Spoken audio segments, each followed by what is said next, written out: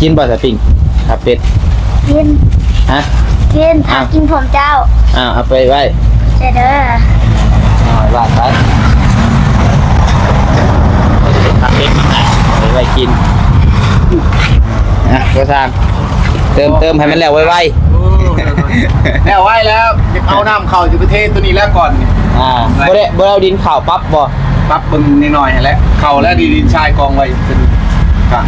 สิเอาดินนี่บ่ข่าวตัวดินตัวใด แล้วหาชายผ้าบุญทวีไปใช้เมื่อบ้านบ่เป็นปวดแห้งแท้ อยากไปฮะ ปวดแห้งคือบ่ ก็สอนก็ถึงเพื่อน ฮะ โอ้มาถึงกันมาต่อ โอ้มาต่อก็เห็นเฮือนบ่ คือออกมาคืน ไปอีกแล้วอ้ายจังฮะ เลย ไปแต่มื้อใด เป็นสอง คือเงินมาต่อพี่น้องเนาะ ปวดแล้วเปล่า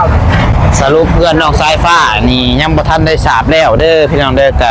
ใกล้แหละพี่น้องใกล้จะสำเร็จว่าซั่นซะ98%พี่น้องเอ้ยนี่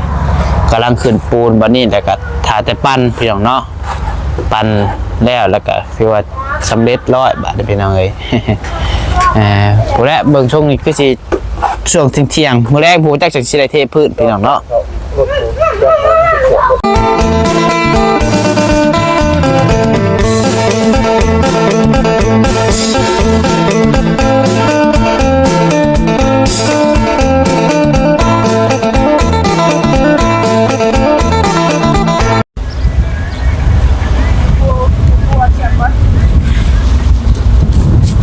เอาพี่น้องนี่เนาะเปิดภาพมาใช่ว่า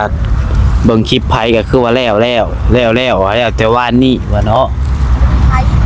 มาเมื่อนี้คือยังบ่ทันแล้วพี่น้องเอ้ยตัวกันบ่นี่เนาะว่าเมื่อวานนี้เราพัดใส่กับช่วงบ่ายพี่น้องเนาะกับเมื่อทางไปหาเขาหน้าเพกว่าสั้นๆเนาะเมื่อแต่เฮือนน้องสายผ้านี่เมื่อไหววันพี่น้องเอ้ยพอวันน้องสายเขาไปหน้าเพกเนาะเลยพูดว่าแล้วบ่แล้ววันเบิ่งติดตามเบิ่งในคลิปทีมงานก็คือว่าไผก็ว่าแล้วว่ะทำบัตรมาเบิ่งมื้อนี้บ่คือยังเห็นเห็ดยังสาบคือเก่าพี่น้องเนาะคือดับเพิ่นเทพื้นนะครับตรงนี้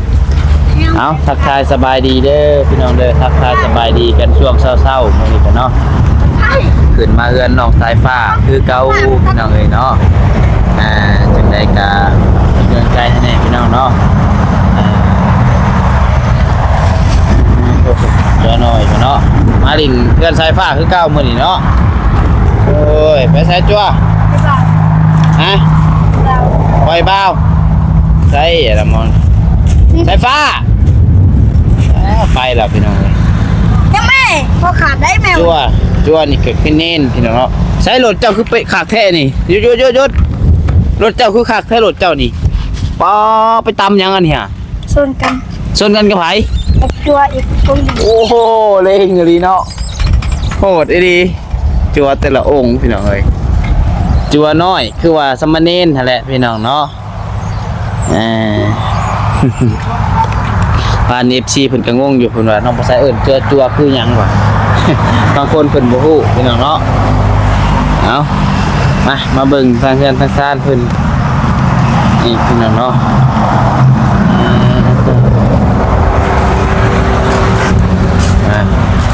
ใช้ไผเบิ่งในคลิปคือว่าแล้วว่ะมามัน คุณบ่พอ ฮะ กับคุณพอ คุณยังบ่พอ กับ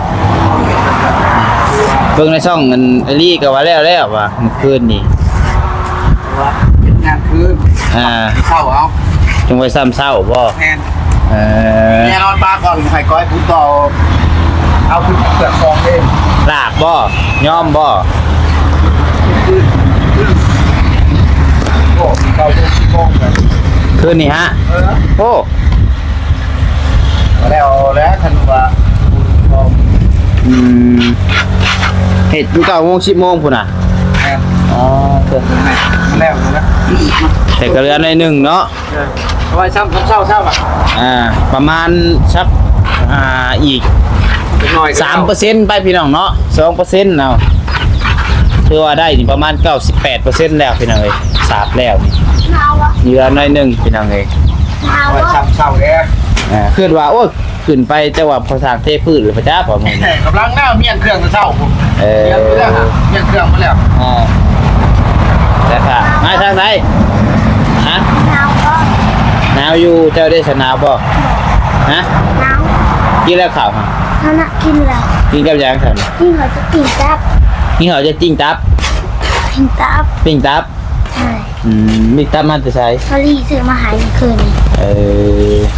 กินบ่สปิ้งครับเป็ด กิน ฮะ กินถ้ากินผมเจ้า เอาไปไว้ เด้อ วางไว้ครับเป็ดเอาไปไว้กินก็สร้างเติมให้มันแล้วไว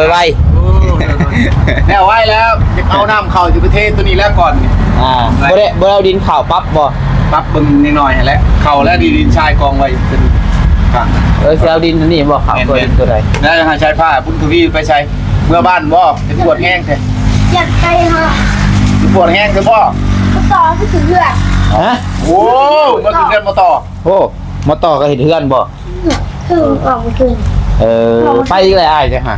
เลย ไปแต่มื้อใด ไปมีสอง ก็คือเฮือนมาต่อ ให้เมียนเข่าซอยก็จะพูดจากแล้วคนนะตื่นมา แต่สร้างเก็บแต่เศร้าๆคนละเมียนเข่าอนามัยเด้คือพื้นน้ำ อนามัยเรียบร้อยบ่ให้พาไปเลาะเบิ่งดูป่ะ ได้บ่ครับก็ใช้ผ้าและกวดคืนมา ป่ะลูกใช้อนามัยเรียบร้อยบ่เตรียมเทพื้นแล้วเดี๋ยวพี่น้องเนาะถือว่าเก็บกวดอนามัยไว้แล้วพี่น้องเอ้ยเครื่องกรองก็บ่ไว้ของนี่เบิดเนาะ เอาได้ขาตังกอง โดยไปไว้หั่นแหละ ตัวนี้ใส่เมื่อคืน อ่า เขาลูก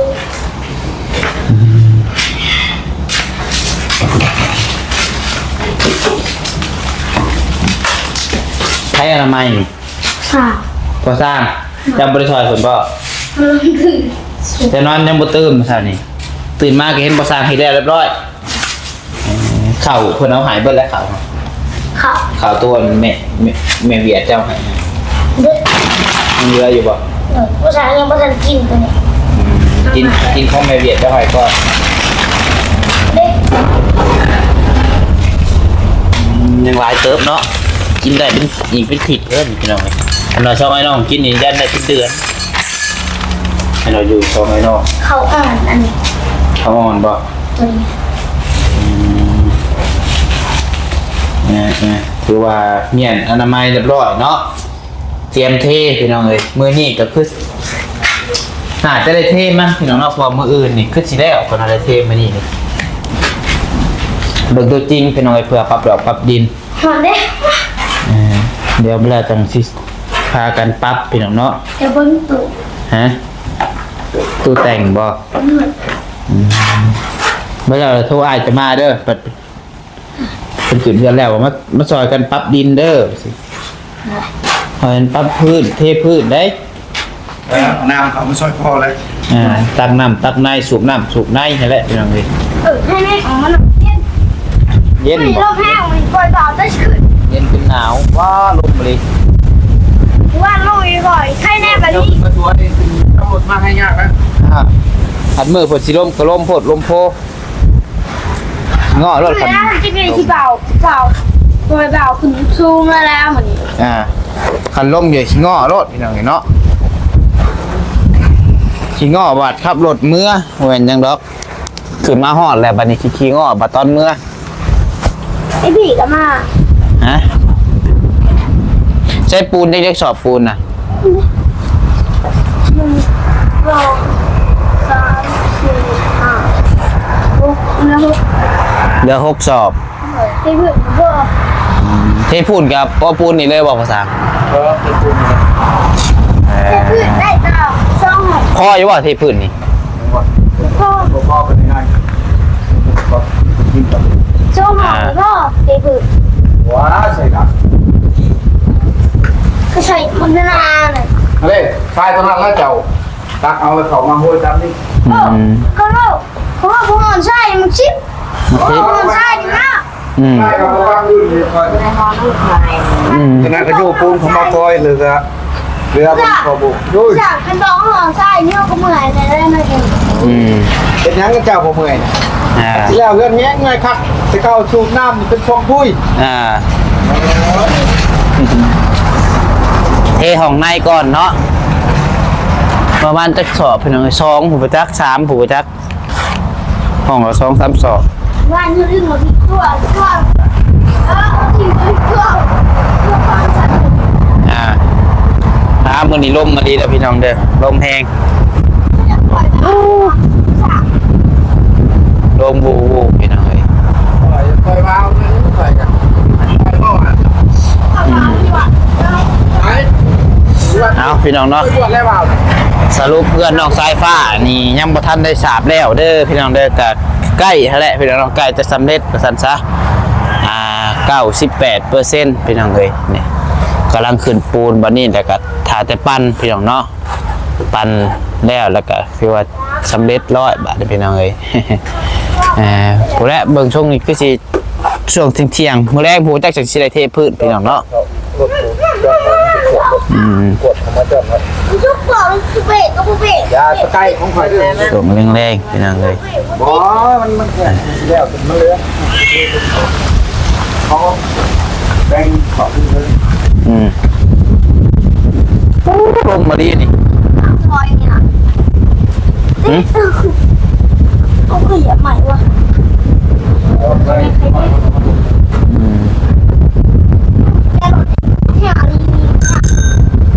จบว่าอะไรเงี้ยเสียงลมครับโลไม่ข้างเลยประจักษ์ลมแห้งพี่น้องเนาะบ่ไหว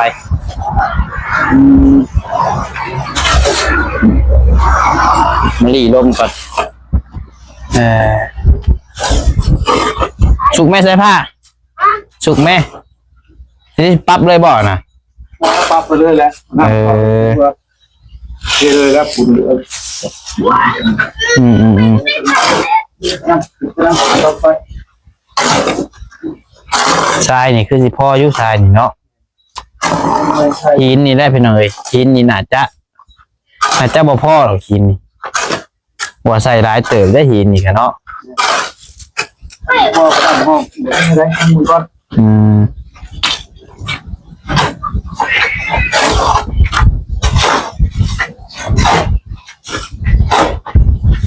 แล้วก็ทาบารี่แก่มากพอแล้วพี่น้องเอ้ยขนาดซื้อลำหน่อยนี่เพิ่นสิมาส่งบ่เนาะเครื่องรถพอละหน่อยก็เนาะยังหน่อยก็ยังหน่อยก็ต้องเครื่องรถพี่น้อง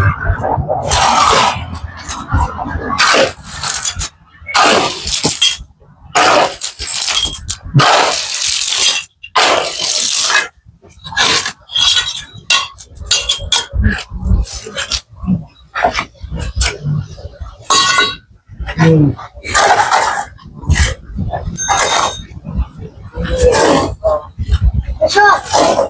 ระวังทาปูนแห้งพี่น้องเอ้ยถ้าขึ้นปูนไว้แล้วทาแต่ปั้นแบบนี้เนาะโอ้แมวครับแต่ผ้าแมวจะลงบ่ได้อีกแล้วแมวขี้อ่อนตัวนี้ปกติแมวมันสิย่านจ้างเนาะพวกขึ้นได้ผมลงบ่ได้แมวขี้อ่อนมาแต่ผ้าเอาลงแม่ ยังอ่อนเนี่ย แมวช่างหมดคือคนก็ได้เนาะมาขึ้นไปจะเอาลงมาโอ้ขอโทษขออภัยลำเด้อพี่น้องเด้อวันนี้ลมแห้งเลยอันละพอได้ยินเสียงก็ได้ใช้เสื้อทั้งหน้าทั้งหลังบ่ ใช่ ใช้เสื้อทั้งปีน โมเมน เปลี่ยนไหมเอา โมเมน เป็นยังสิบ่แม่น แม่ เบิ้งสิยังสิบ่แม่นเป็นลูกเสื้อทั้งหน้าทั้งหลัง หันว่ามีหัน นี่ทั้งหน้ามันบ่แม่นบ่เห็นดีๆดูหัน คิดว่าใส่เสื้อทั้งหน้าทั้งหลังเถอะ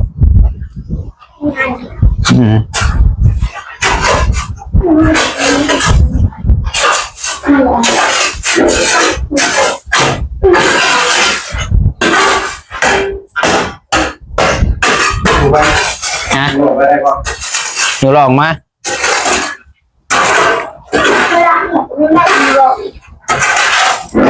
นะ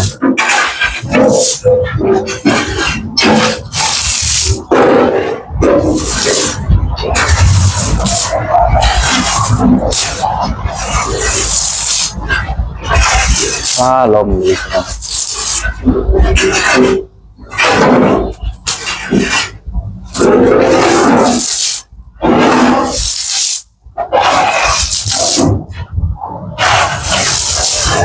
ลมแห้งเด้อ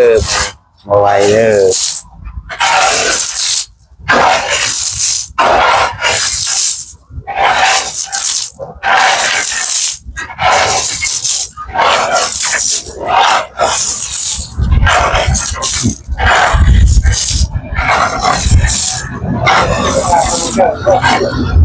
ต้มมันนี่ได้นี่ต้มสายไพ่ได้สายผ้าสายไพ่เหนียวขึ้นนี่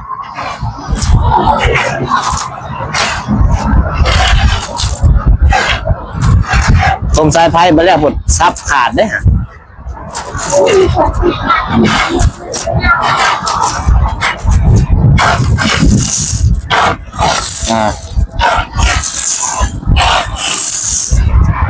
ตอบไว้เก็บหมอกแม่บอกสายผ้าเก็บหมอกบอกฮะ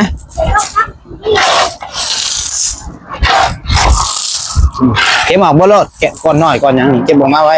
หาลมแล้วติดฮะ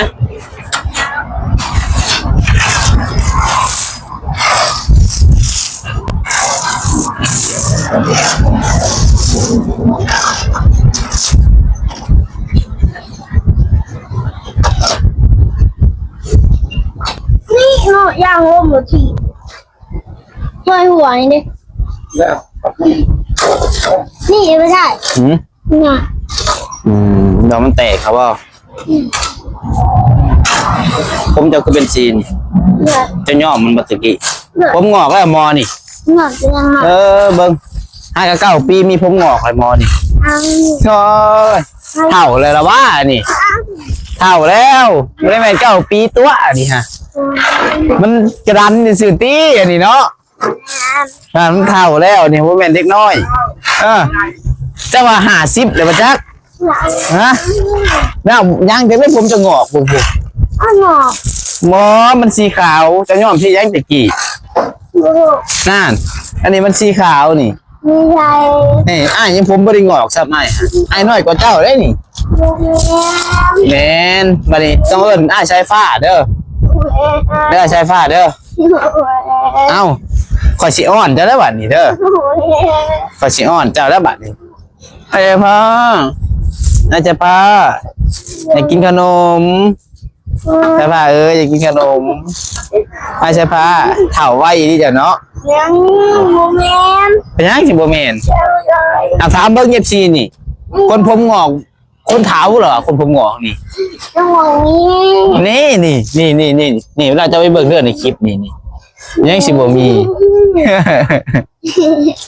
เจอหยอกเฮาบ่ได้หยอกแล้วว่าแท้นี่โมเมนอ้าวยังสิบ่มียังสิบ่มีบัดเมื่อจะถามไอ้บี้เด้อคือถามใครก็ได้นี่จะถามมึงรถ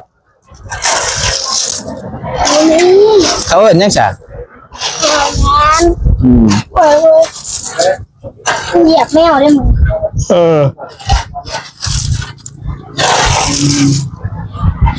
เขากำลังเปลี่ยนเบาเพราะว่านี้เบาชัดลง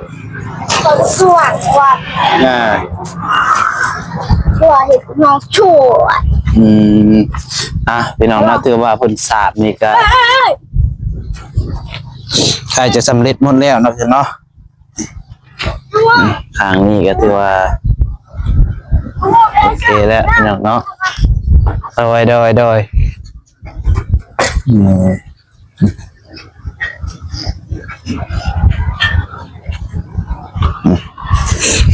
ข้างหน้าบัดนี้เดี๋ยว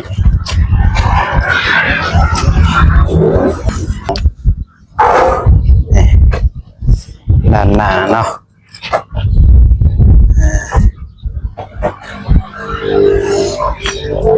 เหมือนด้านข้างมึงนี่มันเนาะนี่ก็แต่ข้างมึงนี่นิดนึงนี่แหละพี่น้องเห็นมั้ยคิดว่ายังไม่ทันแล้วเนาะ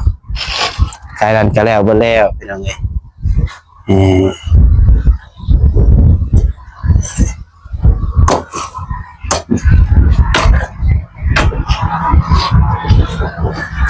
ก็สิอัพดินได้บ่พี่น้องเนาะสร้างเพิ่นมาทางหลังแบบนี้พี่น้องเอ้ย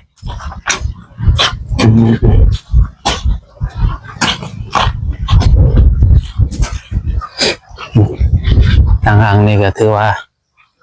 โอเคสวยงามพี่น้องเนาะ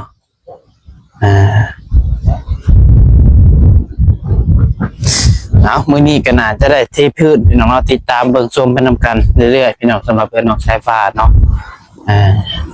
ตามขั้นตอนพี่น้องเอ้ยเทพื้นแล้วก็จะสิตัวใดต่อเนาะเอาสำหรับคลิปนี้ก็อัปเดตพี่น้องเบิ่งประมาณนี้ก่อนเด้อช่วงเช้าเนาะพี่น้องก็ติดตามตอนต่อไปพี่น้องเอ้ยที่ผ่านประการใดก็ขอโทษขออภัยนำเวลาอยู่ดีมีเองเบิดสุขคนสุขภาพแข็งแรงร่ำรวยเด้อพี่น้องเด้อได้มานี่บ่กินนะพี่น้องเนาะบ่แม่นบ่หายได้นี่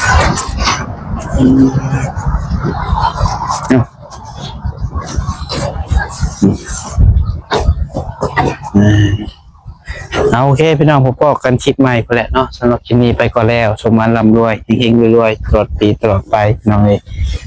ขอกล่าวคำว่าสบายดี